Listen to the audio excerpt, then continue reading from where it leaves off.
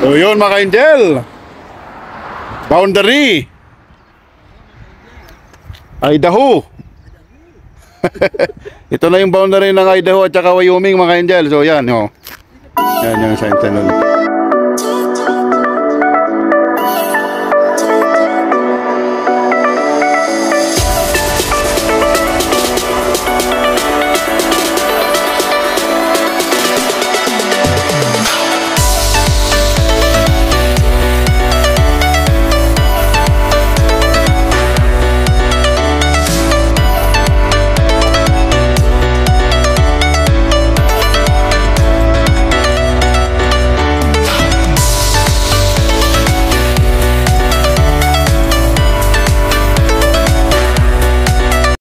Hula ho mga ka-angel, ito naman po ang inyong lingkod, ang inyong katropa at kalakwatya, Kuya JJ. So mga ka-angel ay pupunta tayo ulit ng on the way na po tayo ng Utah. But sumaglit lang tayo dito sa Wyoming kasi yun yung way natin. At papasilip ko yung hindi namin napuntahan yung Grand Teton na kahapon dahil kulang na talaga sa oras mga kanyal. Pati yung Grand Prismatic na colorful po na basin ng geyser. So hindi natin nadaanan kasi kulang na yung oras. At dahil kulang din yung days namin na mag-stay sa US, kailangan din namin bumalik by next week. So, okay lang yan mga ka-angel para at least may mga pagkadating ng panahon meron tayong mapupuntahan pa, hindi maubos. So, yan mga ka-angel. So dito, ikita nyo yung bundok dito mga ka-angel.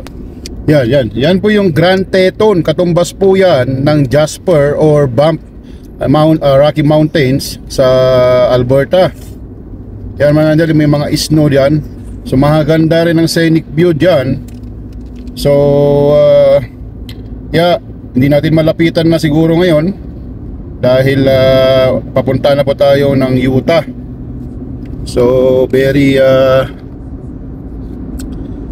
hectic ang mga skid dahil kapos talaga yung oras. So but anyway, okay lang yan para at least may hindi maubos, may mga mapupuntahan pa next time.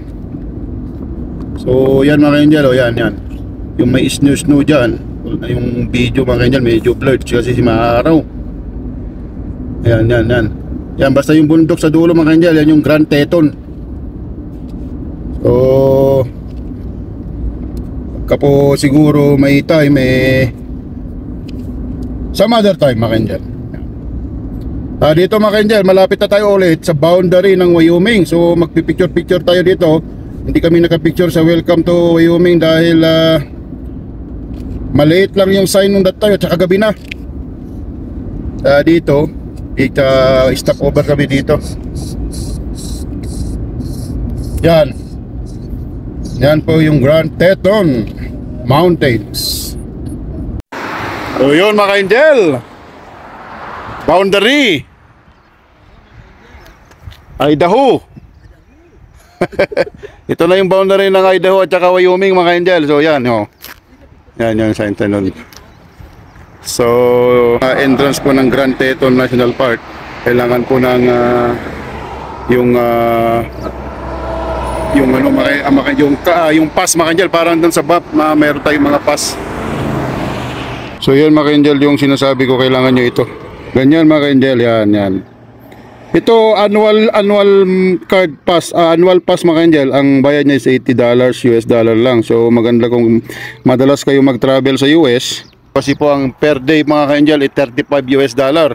So it doesn't make sense kung magbabayad ko araw. Kasi ito for 1 year is 80 point something yung bayad lang niya. So it's better. Para sa Canada rin, mas maganda yung annual pass kaysa yung everyday ka magbabayad. So yun mga ka-angel, ito America Pass.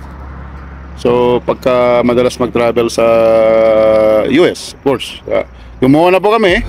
Hindi natin masabi, lagi kami nagta-travel. Yung sign mga ka-angel, oh, yan.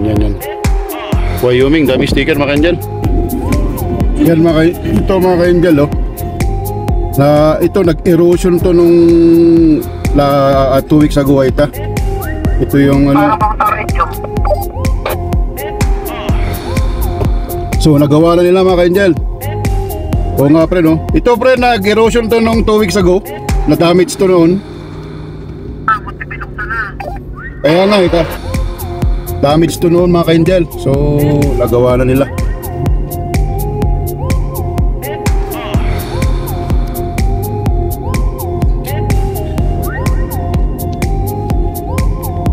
So officially nasa Wyoming na tayo, Wyoming tayo mga ka-angel. So ito na yung area ng sa vicinity ng Grand Teton National Park. So dito tayo dadaan all the way po sa Utah. Baka madaanan natin ang Salt Lake City mga ka-angel. At ipapakita ko sa inyo kung ano itsura ng city. Para siyang ano mga ka-angel sa Golden sa British Columbia. Ganda pa mga ka-angel. Taas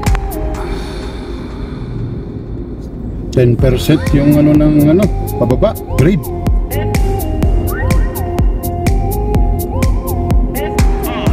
Taas mga ka-angel.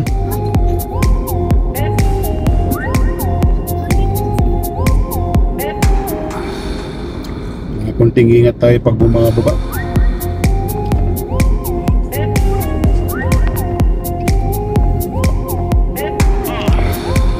Tingnan nyo mga ganyan, sobrang taas oh.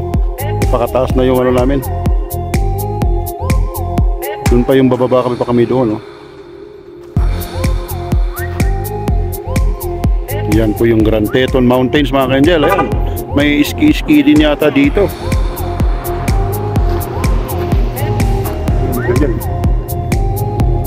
Parang ano siya, golden na mataas. Sobrang tarik mga ka-angel oh. 10% yung grade nya.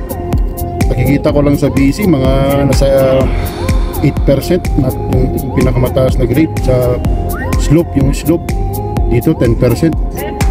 Tarik talaga siya, delikado to pagka yung brake system nyo luma na. Double check lagi na dito. Ito mga ka-angel, dinadaanan natin ay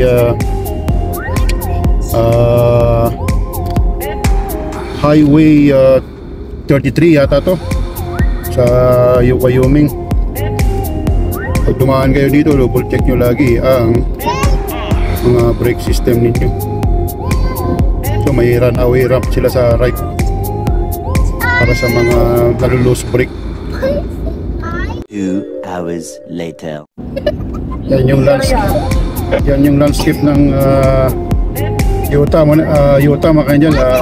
Approaching na mga ka-angel. Stop over muna kami. Tingnan yung bundok mga ka-angel oh.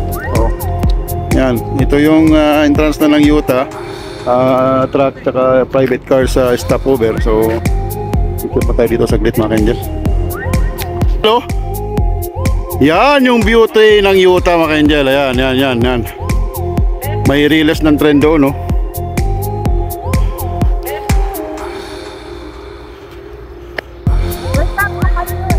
Mga ka-angel. Ganda mga ka-angel oh.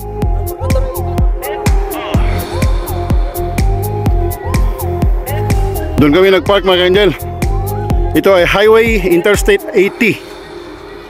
Nadadaanan nyo po ito pagka galing kayong Calgary. Ito yung mga ka-angel. O yan, may bakat, kalabaw dito. Yan. Pag dyan po mga ka-angel, diretso doon. Papunta po na yan sa Wyoming sa north.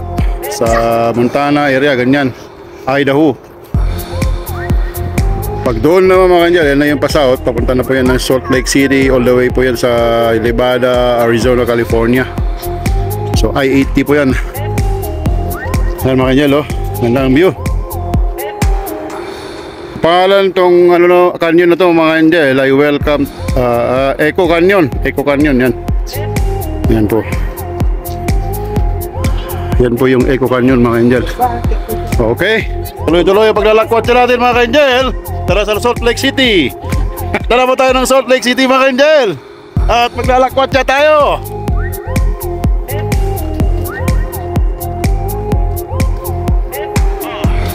Ganda mga Angel. Unique. Tayo mga Angel. Sakto. Exercise konti. Tayo. Yan. Tayo na sa parkingan. Doon tayo. Ha? So yan mga Angel.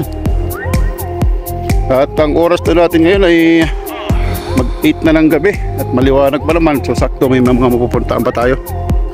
Punta tayo sa Utah State Capitol. Baka sakali mabutan natin yung liwanag. So see you later mga Angel.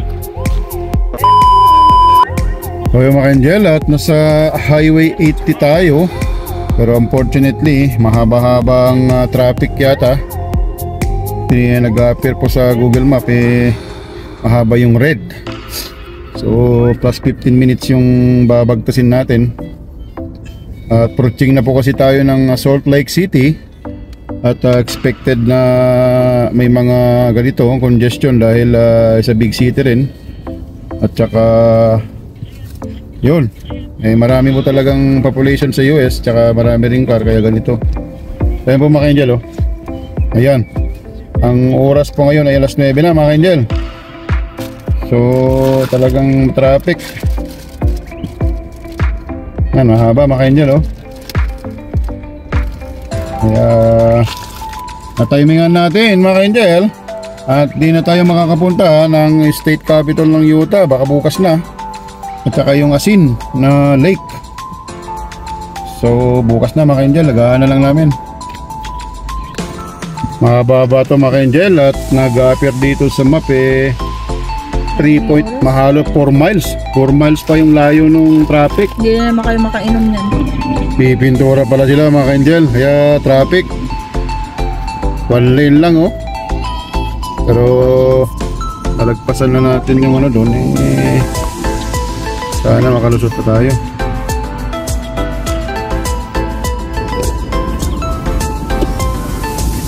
Yan ang Salt Lake City mga Angel. Yung maliwanag dyan. Yung seat mali. Ba't nakaradyo ako?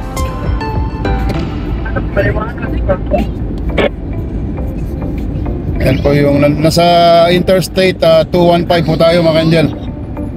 Highway 215.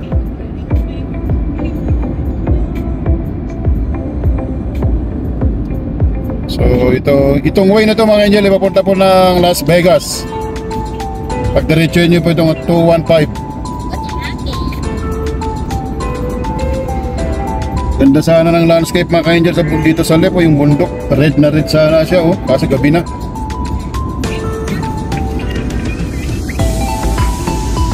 So ito mga Angel, yung city ng Salt Lake City. Hindi ko alam kung maraming asin dito mga Angel. Baka meron maraming asin dito.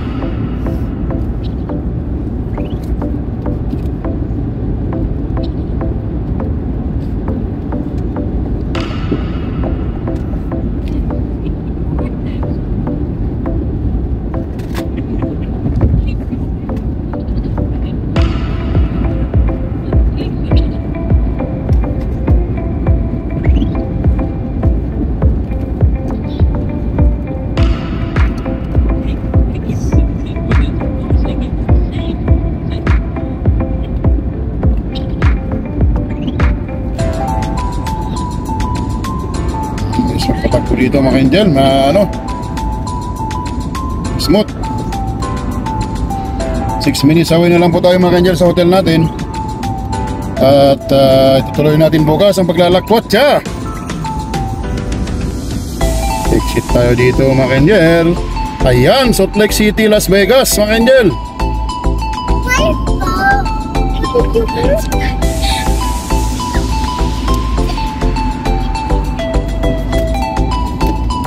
Sundan natin ang Las Vegas.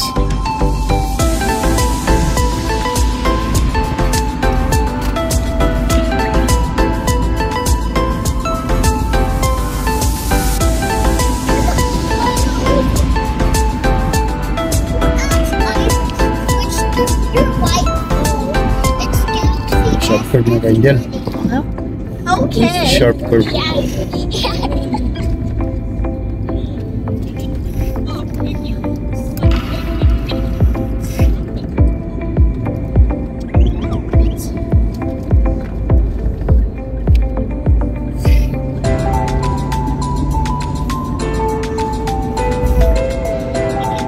Nag-exit na rin tayo dito mga Angel eh. So dito lang tayo sa right. California, a picture. Dito tayo mag-exit ulit mga Angel sa 7,200.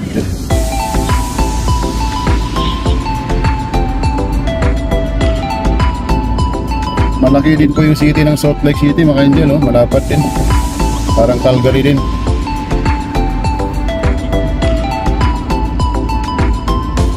Minutes away to the hotel.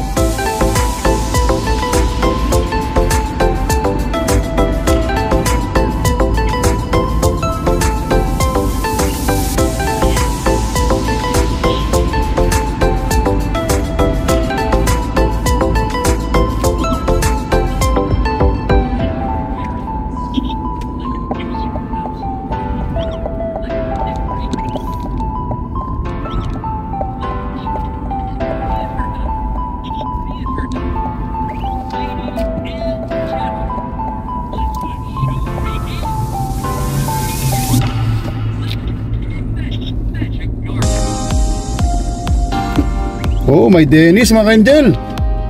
May Dennis. Baka Dennis ang breakfast natin, pre, ha?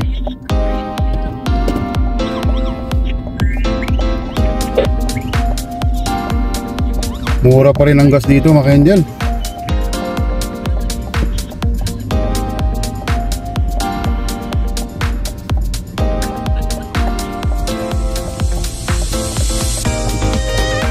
Ayan yung hotel natin mga Angel. Sa left, Quality Inn. Quality sana ito. So papasok tayo dito sa kanyang entrance mga Angel. Wow, it's so nice. Oh really? Huh? Wala ho mga Angel. Ito yung hotel namin mga Angel. Oh yan. Yan.